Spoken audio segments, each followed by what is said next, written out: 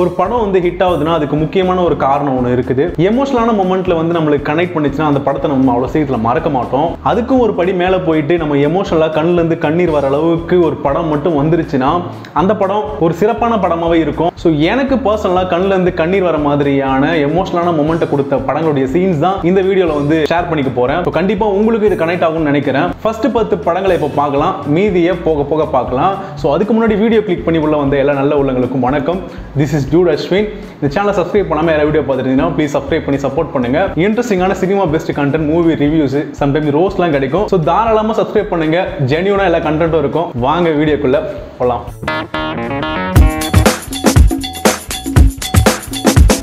இப்போ பார்க்க போகிற படங்கள் எதுவுமே வந்து நம்பர் 1 நம்பர் 2 அந்த மாதிரி எந்த ஒரு வரிசையும் கிடையாது, எந்த ஒரு ரேங்க் வைஸும் அந்த மாதிரிலாம் கிடையாது. லிஸ்ட் எடுக்கும்போது மைண்டில் எது தோணுச்சோ ஃபர்ஸ்ட் அதை மட்டும் தான் எடுத்து வச்சிருக்கேன். அதில் ஃபர்ஸ்ட் எனக்கு தோணுது வந்து கடைக்குட்டி சிங்கம். என்ன மாமா செஞ்சிடலாமா? அந்த கடைக்குட்டி சிங்கம் வந்து கார்த்தியோட கரியர்ல ஒன் ஆஃப் த பெஸ்ட் படம். ஃபேமிலி எல்லாருமே அதிகமா தியேட்டருக்கு வர வச்சது 2018 நினைக்கிறேன் அந்த படம் ரிலீஸ் ஆன டைம். ரொம்ப நாளா தமிழ் சினிமாவில் ஃபேமிலி சப்ஜெக்டே இல்லாம இருந்தது, ரொம்ப வறட்சியா இருந்தது. எப்ப பாரு ஆக்ஷன் மூவிஸ், லவ் மூவிஸ், இந்த ஹாரர் மூவிஸ் இந்த மாதிரி தான் போயிட்டு இருந்த மொமெண்ட்ல கடைக்குட்டி சிங்கம் வந்து ஒரு ட்ரெண்ட் செட்டரா அமைஞ்சது. 4 5 அக்கா சம்திங் இருப்பாங்க. ஆம்பளை புள்ள வேணும்னு சொல்லிட்டு தவம் இருந்து பெத்த பையன் வந்து கார்த்தி. படமுமே சூப்பரா செம்மையா ஸ்கிரீன் பிளே பண்ணி எடுத்துட்டு போயிட்டு இருப்பாரு. கிளைமேக்ஸ் காட்சி வரும்போது ஒரு கோவிலுக்குள்ளார அந்த குடும்பத்தில் இருக்கிற சண்டையை பத்தி பேசுற மாதிரியான ஒரு சீன் ஒன்று வரும். கார்த்தியோடைய அம்மா வந்து அவன் செஞ்ச விஷயங்கள் எல்லாத்தையுமே அங்க இருக்கிற அக்காக்களுக்கு எல்லாம் சொல்லுவாங்க. தியேட்டரே அந்த சீனுக்குள்ளார எல்லாருமே இன்வால்வ் ஆகி இருப்பாங்க. அந்த மொமெண்ட்ல தீபா வந்து செம்மையான ஒரு டயலாக் ஒன்று பேசுவாங்க. நீ எங்களுக்கு பிள்ளையாடான்னு சொல்ற மாதிரியான ஒரு மொமெண்ட். லிட்டரலி அந்த இடமும் அதுக்கப்புறமா வாய் பேச முடியாத ஒரு கேரக்டர் அவங்க ரிலேஷன்ஸ்ல இருப்பாங்க. அவங்க அந்த இடத்துல வந்த பர்ஃபார்மன்ஸ் இதெல்லாம் பார்க்கும்போது அந்த சீனே வந்து நமக்குள்ளார ஏதோ ஒரு தாக்கத்தை ஏற்படுத்தும். இந்த காலகட்டத்தில் வந்து எல்லாருமே தனித்தனி குடும்பமா இருக்கும்போது இந்த மாதிரி ஒரு கூட்டு குடும்பத்தோட அருமை வந்து அந்த படத்துல வந்து ரொம்பவே எக்ஸ்பிளைன் பண்ணியிருப்பாங்க. என்னதான் தனித்தனியா குடும்பங்கள் இருந்தாலும் எல்லாருக்குள்ளாரையும் பாசம் எல்லாமே உள்ளுக்குள்ளார இருந்துட்டு தான் இருக்கு. அதனாலதான் அந்த மாதிரி ஒரு சீனை ஸ்கிரீன்ல பார்க்கும்போது நம்மள அறியாமலேயே வந்து ஃபீல் பண்ணி கண்ணீர் வந்தது அந்த மொமெண்ட்ல. எனக்கு வந்துச்சு. உங்களுக்கும் அதே மாதிரி ஃபீல் ஆகி நீங்களும் கண்ணுல இருந்து இப்படிலாம் பண்ணீங்கன்னா தயவு செஞ்சு கீழே கமெண்ட்ஸ்ல கமெண்ட் பண்ணுங்க. நெக்ஸ்ட் லிஸ்ட்ல நான் யோசிக்கும் போது அந்த படம் வந்து தெய்வ திருமகள். விக்ரமுடைய ஆக்டிங் அந்த படத்துல வந்து பினாமினலான ஒரு ஆக்டிங் கொடுத்திருப்பாரு. அவ்வளவு இன்னசென்ட்டா ஒரு மன வளர்ச்சி குன்றிய ஒரு கேரக்டர் ரியலிஸ்டிக்கா இருந்தது பார்க்கிறதுக்கு. அவருக்கு ஒரு குழந்தை இருந்ததுன்னா அந்த குழந்தைய அவர் எப்படி பார்த்துப்பாரு, அவரு அந்த குழந்தைய மிஸ் பண்ணும்போது என்ன மாதிரி ஒரு ஃபீல் கொடுப்பாருலாம் சூப்பரா பண்ணியிருப்பாரு அந்த படம் முழுக்க. படம் முழுக்க என்னதான் நம்ம வந்து டிராவல் பண்ணி வந்தாலும் கிளைமேக்ஸ்ல இவங்க 2 பேரும் அந்த கோர்ட் சீன்ல வந்துகிட்டு தையிலே பேசிக்கிற மாதிரியான ஒரு மொமெண்ட் ஒன்று இருக்கும். கல்லு மாதிரி இருக்கிற மனுஷன் கூட அதெல்லாம் பார்த்தா கண்டிப்பா கரைஞ்சிருவாப்ல. அந்த மாதிரி ஒரு தரமான ஒரு பர்ஃபார்மன்ஸ் 2 பேருமே, அந்த பேபி சாராவும் சரி விக்ரமும் சரி அவ்வளவு அழகா நடிச்சிருந்திருப்பாங்க. இப்ப போயிட்டு அந்த சீனை கிளைமேக்ஸ் காட்சி மட்டும் இருக்கிற ஒரு 15 மினிட்ஸ் நம்ம திருப்பி பார்த்தோம்னா அப்பயும் அகைன் அந்த சீனை பார்க்கும்போது நம்மளுக்கு கண்ணீர் வரும். அந்த அளவுக்கு ஒரு அழகான ஒரு கிளைமேக்ஸும் ஒரு அழகான சீனாவும் இருந்தது. நெக்ஸ்ட் லிஸ்ட்ல வந்து எனக்கு பர்சனலா ரொம்பவே பிடிச்ச ஒரு படம் வந்து வானத்தை போல. விக்ரமனுடைய படங்கள் வந்து ஃபேமிலி சென்டிமெண்டா இருக்கும். 90ஸ்ல அவருடைய பீரியட் தான். One of the best commercial director. குடும்பங்களுக்கு மத்தியில விக்ரமனுக்குன்னு ஒரு மரியாதை எப்பயுமே இருந்துகிட்டு இருக்கும். அந்த மாதிரியான படங்களை கொடுத்திருக்காரு. சூரிய வம்சமாக இருக்கட்டும், உன்னிடத்தில் என்னை கொடுத்தேன், பூவே உனக்காக, இந்த மாதிரியான படங்கள் கொடுத்திருந்தாலும் எனக்கு பர்சனலா வானத்தை போல வந்து ரொம்பவே ஒரு ஃபேவரட்டான படம்.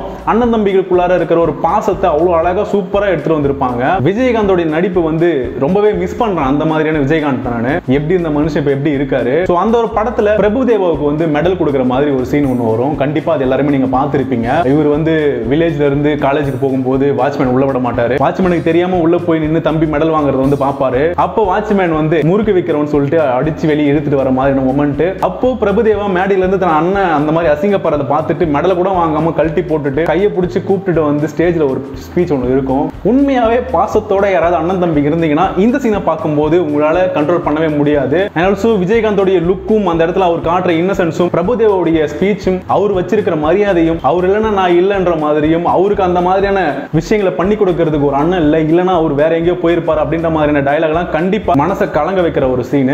அது எனக்கு பர்சனலா வந்து ரொம்பவே எமோஷனல் ஆச்சு. அண்ட் லிஸ்ட்ல நான் யோசிக்கும் போது மைண்ட்ல வந்த அடுத்த படம் வந்து கைதி. செத்துருவோன்னு பயமா இருக்குதா? ஸ்டார்டிங்ல இருந்து தன்னுடைய குழந்தைக்காக தான் எல்லா விஷயங்களையுமே பண்ணிட்டு வருவாப்புல கார்த்தி. குழந்தைக்காக மட்டும்தான் தன்னுடைய மிச்ச வாழ்க்கையை வாழ போறன்ற மாதிரியான ஒரு மைண்ட் செட்ல எல்லா தப்பையும் பண்ணிட்டு திருந்திட்டு ஒரு லைஃபுக்காக வருவாப்புல. போலீஸ்காரங்க கேட்கறதுமே அந்த குழந்தையை வச்சு மிரட்டும் போதும் அந்த குழந்தைக்காக தான் வருவாப்புல. குழந்தையை பார்க்காம இத்தனை வருஷமா இருந்ததும் அந்த குழந்தைய போன்ல பார்க்கும் போதும் அப்ப வர எமோஷனலான ஆக்டிங்கும் சரி, இது எல்லாமே கிளைமேக்ஸ் காட்சியில அந்த குழந்தைய பார்க்க வர்றதுக்கு வந்து சூப்பரா செட் பண்ணி எடுத்துட்டு வந்திருப்பாரு.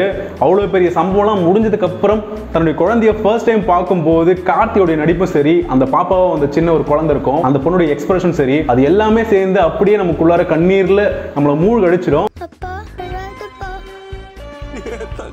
பர்சனலா தியேட்டர்ல நான் பார்க்கும்போது எனக்கு கிளைமேக்ஸ்ல கண்ணு அப்படியே கலங்கி ஊத்துது. பக்கத்துல இருக்கணும் தெரியக்கூடாதுன்னு நானும் எவ்வளவோ கண்ட்ரோல் பண்ணி தான் அந்த சீனை பார்த்து முடிச்சுட்டு வெளியே வந்தேன். அந்த மாதிரியான ஒரு சூப்பரான ஒரு எக்ஸ்பீரியன்ஸ் கொடுத்த படம் வந்து கைதி. உங்களுக்கும் அதே மாதிரியான ஒரு எக்ஸ்பீரியன்ஸ் கொடுத்தனா அதையும் கீழே மென்ஷன் பண்ணுங்க. லிஸ்ட்ல அடுத்த ஒரு படம் வந்து ஓடிடில ரிலீஸ் பண்ண படம். ஓடிடில ரிலீஸ் பண்ணதுலயே வெறித்தனமான ஒரு படம், நம்ம தியேட்டர்ல மிஸ் பண்ண ஒரு படம் வந்து சூரரை போற்று படம். எல்லாருக்குமே அந்த படம் வந்து பர்சனலா ரொம்பவே கனெக்ட் ஆகிருக்கும். ஒரு ஸ்ட்ரகிள் இருக்கிற மனுஷன் ஒரு மிகப்பெரிய சாதனை பண்ணும்போது நம்மளே போய் பண்ண மாதிரியான ஒரு ஃபீலை கொடுக்குற மாதிரி அந்த கதையை அமைச்சிருப்பாங்க கொங்கோரா. படம் முழுக்க சூரியோட ஆக்டிங் வந்து எக்ஸ்ட்ராடினரியா இருக்கும். அந்த மாதிரி ஒரு எக்ஸ்ட்ராடினரியா ஒரு பெர்ஃபார்மன்ஸ் இருந்ததுனால தான் வந்து நேஷனல் அவார்டே கொடுத்தாங்க.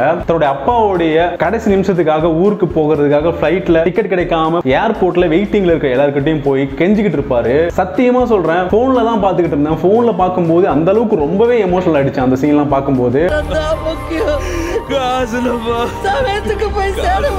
இந்த மாதிரியான பெர்ஃபார்மன்ஸ்லாம் அவர்கிட்ட இருந்து மட்டும் தான் வாங்க முடியும். அண்ட் லிஸ்ட்ல நெக்ஸ்ட் யோசிக்கும் போது வந்த படம் வந்து விஸ்வாசம். விஸ்வாசம் படம் வந்து பேட்ட படத்து கூட வந்தது. ஒரு மிகப்பெரிய காம்படிஷன். முன்னாடி விவேகம் படம் வந்து செம்ம ஃபிளாப். என்ன மாதிரியான கதையை கொடுக்க போறான்னு சொல்லிட்டு தல அஜித் மேல எல்லாருக்குமே ஒரு எதிர்பார்ப்பு. அகைன் அதே டீம் சிவா கூடயே காம்போ வச்சிருந்தாரு. என்னையா பண்ணிட போறாரு அப்படின்ற மாதிரி தான் இருந்தேன். செகண்ட் ஹாஃப்ல அவருடைய பொண்ணு பத்தின விஷயங்கள்லாம் வர வர வர வர படமே வேற மாதிரியான ஒரு ஃபீல் கொடுக்க ஆரம்பிச்சது. அதுலயும் அந்த கண்ணான கண்ணி சாங்லாம் வரும்போது ரொம்பவே எமோஷனலா கனெக்ட் ஆகிருந்தது. இது எல்லாமே அழகா ஸ்டேஜ் பண்ணி எடுத்துட்டு போயிட்டு கிளைமேக்ஸ்ல அவ்வளவு அழகா நடிச்சிருப்பாங்க. தியேட்டர்ல எல்லாருமே அந்த மொமெண்ட்ல கண்ணுல இருந்து கண்ணீர் வந்து படத்தையே ஒரு மிகப்பெரிய வெற்றி படமா ஆக்குனாங்க. குடும்பங்கள் கொண்டாடும் வெற்றி அப்படின்ற மாதிரி அந்த படம் முடிஞ்சது. சோ அந்த படத்தோட கிளைமேக்ஸ்லயும் எனக்கு கண்ணு கலங்குச்சு. லிஸ்ட்ல அடுத்த படம் வந்து டாடா. இப்பதான் ரீசெண்டா ஒரு 1 மந்த்க்கு முன்னாடி ரிலீஸ் ஆச்சு. 1 மந்த்க்கு மேல இருக்கும். கவின் கிட்ட இருந்து இந்த மாதிரியான ஒரு ஸ்கிரிப்ட்ல ஒரு படம் வருதுன்னு சத்தியமா நான் எக்ஸ்பெக்ட் பண்ணவே இல்ல. பிக் பாஸ் இருக்கும்போது எவ்வளவு ட்ரோல்ஸ் எல்லாம் வச்சு செஞ்சுக்கிட்டு இருந்தோம். அதுக்கப்புறமா அந்த படங்களும் பெருசா இம்ப்ரெஸ் பண்ற மாதிரியான படங்களா இல்ல. அன்எக்ஸ்பெக்டடான ஒரு பெர்ஃபார்மன்ஸும் ஒரு ஸ்கிரிப்டும் தான் கவின் கிட்ட இருந்து இந்த படம் வந்து. அந்த படத்துல 3 இடத்துல வந்து எனக்கு வந்து ரொம்பவே எமோஷனல் ஆச்சு. அந்த குழந்தையை வந்து ஆர்ஃபனேஜ்ல விட்டுட்டு வரும்போது ஒரு மனசை கல்லா வச்சுக்கிட்டு ஆட்டோல வந்துகிட்டு இருப்பாரு. அகைன் அந்த குழந்தை மேல இருக்கிற பாசத்தை திருப்பி போயிட்டு அந்த குழந்தையை போய் எடுக்கும் போது ஒரு பெர்ஃபார்மன்ஸ் கொடுத்திருப்பாரு. லிட்டரலி அந்த மொமெண்ட் ரொம்பவே ஒரு மாதிரி நெஞ்சு ஷேக் பண்ணுச்சு. அதுக்கப்புறமா போலீஸ் ஸ்டேஷன்ல விடிவி கணேஷ் கூட பேசும்போது அந்த சின்ன பையன் வந்து எங்க அப்பாவை விட்டுடுங்க இல்ல நானும் ஸ்டேஷன்ல இருக்கேன் அப்படின்ற மாதிரி கேட்கும்போது விடிவி கணேஷ் அந்த குழந்தை அந்த இடத்துல வர பேக்ரவுண்ட் ஸ்கோர்னு சொல்லிட்டு அந்த இடத்தையுமே கொஞ்சம் ரொம்ப எமோஷனலா கொடுத்திருந்தாங்க. இதெல்லாம் தாண்டி கடைசியா கிளைமேக்ஸ் தன் குழந்தை உயிரோட இருக்குதுன்னு தெரிஞ்சதுக்கு அப்புறம் ஹீரோயின் பண்ற பெர்ஃபார்மன்ஸ் வந்து படம் முழுக்க இருந்த ஒரு ஃபீலிங்க கிளைமேக்ஸை சூப்பரா எடுத்து வந்து எக்ஸ்பிரஸ் பண்ணிருப்பாங்க. செத்து போச்சுன்னு சொல்லி என்ன உங்ககிட்ட இருந்து பிரிச்சுட்டாங்கடா.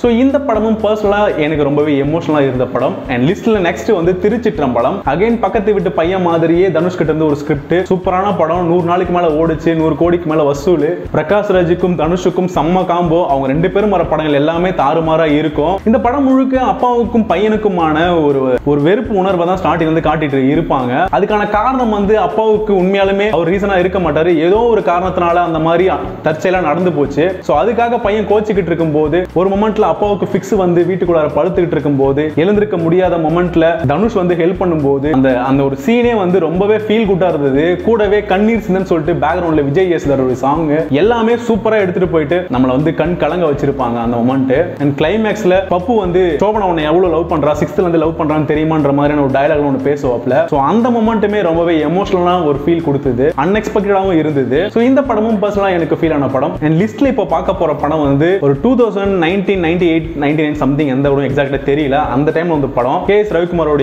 டைரக்ஷன்ல சரத்குமார் அவர்கள் டபுள் ஆக்ஷன்ல விஜயகுமார் சிம்ரன்லாம் நடிச்ச படம் நட்புக்காக. மீசக்கார நண்பான்னு சொல்லிட்டு ஒரு அருமையான ஒரு பாடலோட இருக்கும். அந்த படத்துல வந்து எனக்கு ரொம்ப எமோஷனலான ஒரு மொமெண்ட் வந்து ஜெயில இருந்து அப்பா சரத்குமார் வந்து வருவாப்ல. ரொம்ப இன்னசென்ட்டான ஒரு கேரக்டர். நண்பனுக்காக என்னவெல்லாம் செய்யற மாதிரியான ஒரு அழகான கேரக்டர் டிசைன் பண்ணிருப்பாங்க. அவருடைய பையன் எப்படி இருக்காருன்னு சொல்லிட்டு பாக்குறதுக்காக ஜன்னல் ஜன்னல் வழியா மனோரமா கண்ணாடிலாம் வச்சு அந்த பையன் சாப்பிட்றத காட்டும் போது அவரோட எமோஷனலான மொமெண்ட்டும் அதுக்கப்புறமா வெளியே வந்ததுக்கு அப்புறம் மனோரமா கிட்ட ஆத்தா பசிக்குது ஒரு வாய் சோறு போடு அப்படின்ற மாதிரி சொல்லும் போது சத்தியமா அந்த படம் முழுக்க நீங்க ஒரு ஃபீல்ல வந்திருப்பீங்க. அந்த மொமெண்ட் அப்படியே ஒரு செகண்ட்ல நம்மள வந்து எமோட் பண்ணி விட்டு ரொம்ப ஃபீல் பண்ண வச்சிரும். கண்ணுல இருந்து ஆட்டோமேட்டிக்கா கண்ணீர் வர ஆரம்பிச்சிரும். ஐயா கொஞ்சம் சோறு போடுறியாத்தா?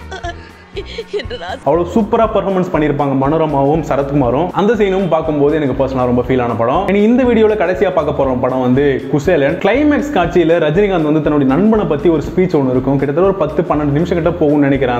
அந்த ஹோல் விஷயம் எல்லாம் சேர்ந்து ரஜினிகாந்த் வந்து அந்த கதையை சொல்லும் போது ஒரு பிளாஷ்பேக் உள்ள போயிட்டு வர மாதிரியே இருக்கும். உண்மையா கஷ்டப்படுற ஒரு நண்பனுக்கு என்னென்னலாம் செஞ்சிருப்பாரு, தன்னுடைய நண்பனுக்குள்ளார இருக்கிற விஷயத்தை வந்து சொல்லி நீ மெட்ராஸ்க்கு போயிட்டு ஆக்டர் ஆகு அப்படின்ற மாதிரி எல்லாம் சொல்லி ஒரு பியூரான ஒரு ஃப்ரெண்ட்ஷிப் இருந்த ஒரு மொமெண்ட்டை அந்த ஸ்கூல் ஸ்டேஜ்ல ஷேர் பண்ணும்போதும் அதுக்கப்புறமா சென்னைக்கு போகிறதுக்கு காதுல அந்த கடுக்கனை வித்து தான் எனக்கு காசு கொடுத்தான் அப்படின்ற மாதிரி சொல்ற ஒரு மொமெண்ட்டும் ரஜினிகாந்த் கண் கலங்குற மொமெண்ட்ல நம்ம பார்க்குற எல்லாருக்குமே வந்து அந்த சீன் ஃபர்ஸ்ட் டைம் பார்க்கும்போது எமோஷனலா ரொம்ப ஃபீல் ஆகி கண் கலங்குச்சு. இங்க நிக்கிற ஆனா என் நண்பன் எங்க நிக்கிறான்னு தெரியல. ஸ்டார்டிங்ல இருந்து ப்ரீ கிளைமேக்ஸ் வரைக்குமே அந்த படம் வந்து சாதாரண ஒரு படமா தான் போயிட்டு இருக்கும். கிளைமேக்ஸ் காட்சியில ஒரே ஒரு சீன்ல சூப்பர் ஸ்டாரோட நடிப்பும் பசுபதியோட ரியாக்ஷனும் படத்தை வேற அளவுக்கு கொண்டு போய் நமக்குள்ளார எமோஷனலா கொண்டு வந்துரும். இந்த படமும் ரொம்பவே எமோஷனான ஒரு படம், கண் கலங்கின படம். ஸோ ஓவராலா இந்த ஒரு வீடியோக்குள்ள ஒரு 10 படத்தை நான் ஷேர் பண்ணியிருக்கிறேன். இன்னும் எக்கச்சக்கமான படங்கள் இருக்குது. இந்த வீடியோ நல்லா போச்சுன்னா செகண்ட் பார்ட்ல நான் சொல்றேன். ஸோ இந்த வீடியோல சொன்ன படங்கள்ல உங்களுக்கு ரொம்பவே எமோஷனான படம் அண்ட் வேற படங்கள்லாம் இருந்தாலும் கேட்க கமெண்ட்ஸ்ல கமெண்ட் பண்ணுங்க. இன்னொரு வீடியோ சந்திக்கிறேன். Bye from டியூடஸ்ட்ரி.